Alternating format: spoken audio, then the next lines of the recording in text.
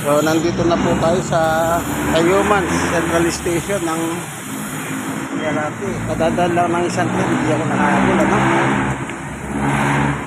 Dito yung portion ng mga senior sa lugar na ito. Yung unang bagon, ito.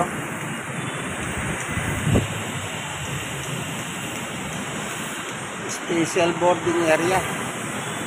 Senior, PWD, buntis. Yan ang nakalagay dyan, no? Pregnant women, passenger with children only. Yung meron kang dinadalang mga bata. Itong unang bagon na ito dito sa harapan. Kaya naghihintay pa tayo sa next. Tayuman po ito, ano? Tayuman, medyo mahangin.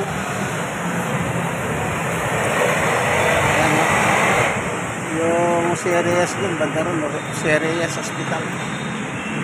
Yung hospital.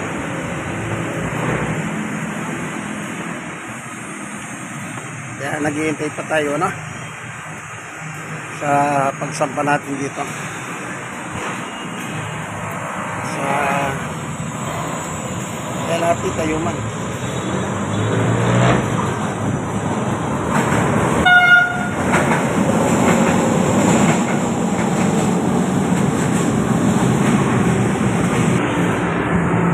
Sana ako, mainit ng upan. Mainit. Sinabilat siguro kanina. Ayan, meron ng tumariting na tren, no? Sasakay tayo dyan. Dito na tayo sa loob ng LRT train. Itong lugar na ito, pang matanda, senior. Mga buntis, mga may dalang bata. Kumbaga, masasabi mong special, eh. Special, nakatayo ka. Iba klaseng special, ano? Bayad ka na nga, nakatayo ka naman. Hindi wala paano naging special yun.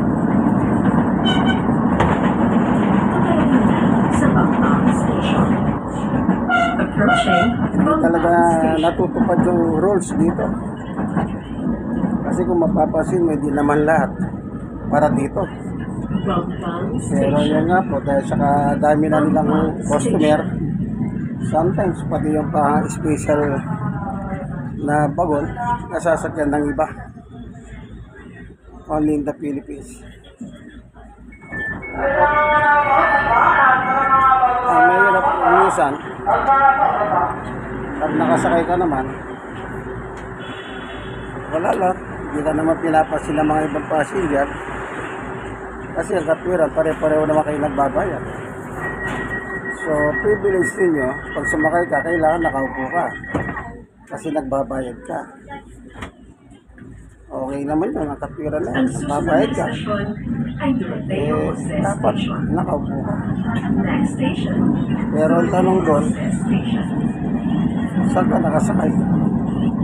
Yan, para sa mga senior citizen, person with disability, pregnant women, mga nanay, tatay na may kasamang bata. Ano? Sabihin, mahirap din. Mahirap din. Ano po?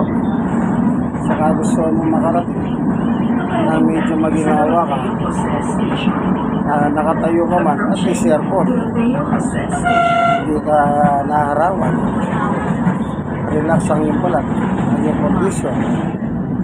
Yun lang, mag-place ka, nakatayo ka. Nung may trabaho pa ako sa Pasay, marami akong naipon dito. Araw at umaga, sumasakay ako ng hela. Palagi ako nakatayo.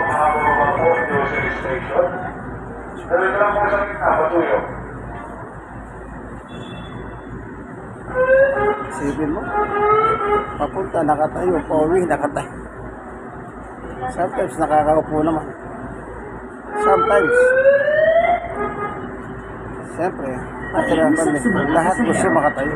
Ay, Kapag makaupo. narinig na po ang warning buzzer, hudyat ito na magsasara na ang mga pintuan ng tren.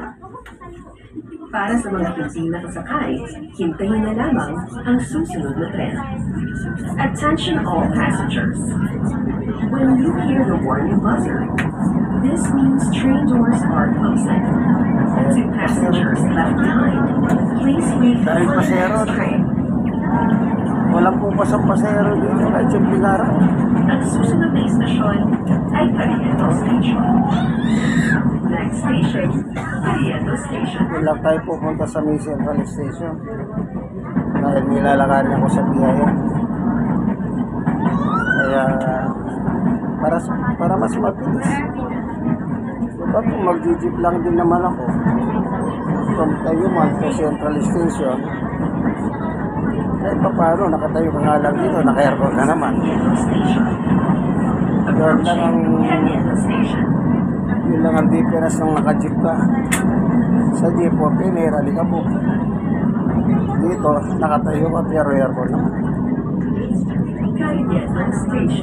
At least may discount.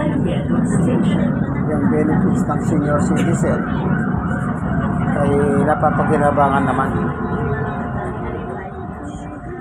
May diskwento po sila 20%. Ano? 20%.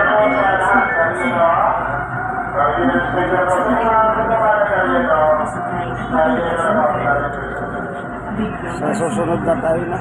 Ang puwang sa pagitan ng tren. Nasa Carriedo na po tayo. Carriedo Station dito sa May Quiapo. So, susunod sa May Central Station na tayo. No? Yan. Ang susunod na istasyon ay Central Terminal. Next station, Central Terminal. Ayun, Central Terminal.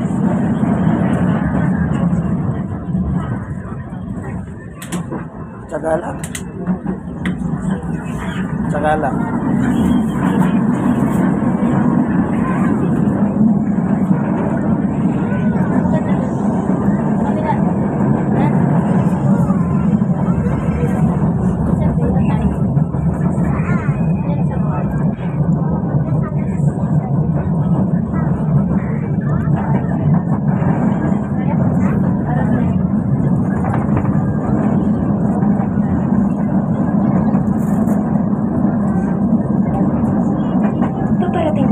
Sa Central Terminal.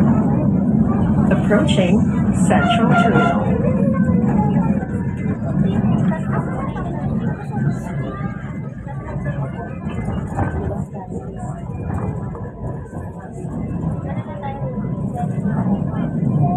Central Terminal. Central Terminal.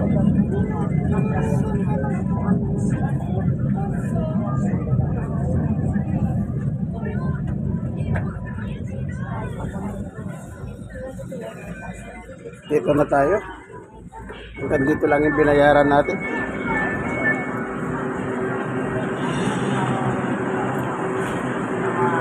Ay! Ayan.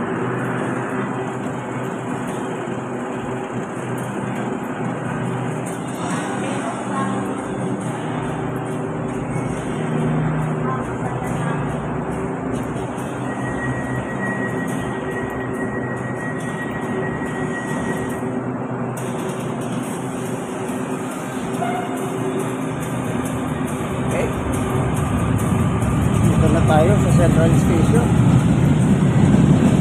o Central Terminal Inilati.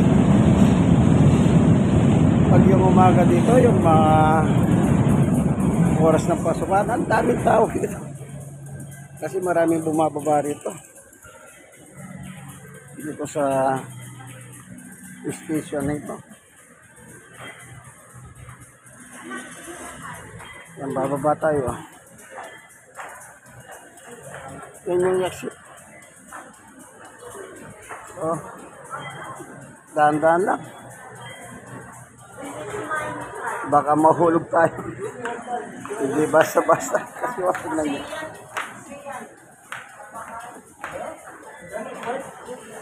Medyo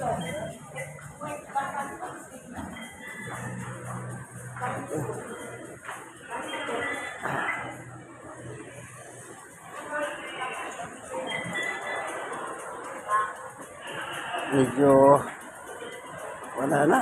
Nakakahandol na rin ng yung paha. Ano? Sabi niya, ayan, pag tumatanda ka yung paha mo. Eh, ito yung ID ko. To enjoy the benefits, senior. Ito naman yung ticket ko sa LRT.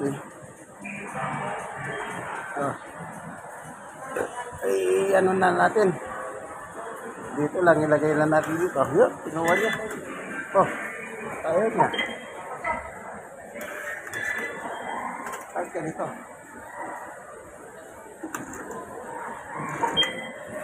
Okay. Hindi mabasa kasi lumang-luma na yung ticket eh. Yung isang pinagtusukan ko, hindi na niya mabasa. Binaligtad ko ng ganon. Sinuka niya pa. Luma na yung mga ticket, ayaw pa nila palitan. Tuloy, hindi na nakakabasa. Yung ano, yung scanner. Wala na, malabo na eh. Sige, baba na lang tayo. Problema na nila yan. Hindi na natin problema na. Okay.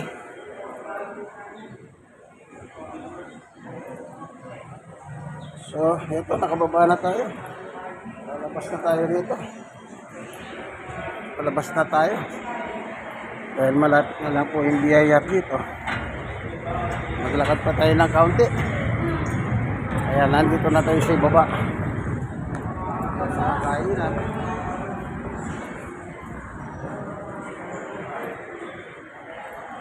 Banda rin yung BIR. Sige, hanggang dito na lamang po itong ating video. Ito rin yung kaibigan kay Jesus, Brother Manny Bautista. Po? Thanks God, nakarating po tayo maayos dito. Sa oras dito. Yung kaibigan kay Jesus, Brother Manny Bautista. God bless us. Bye-bye.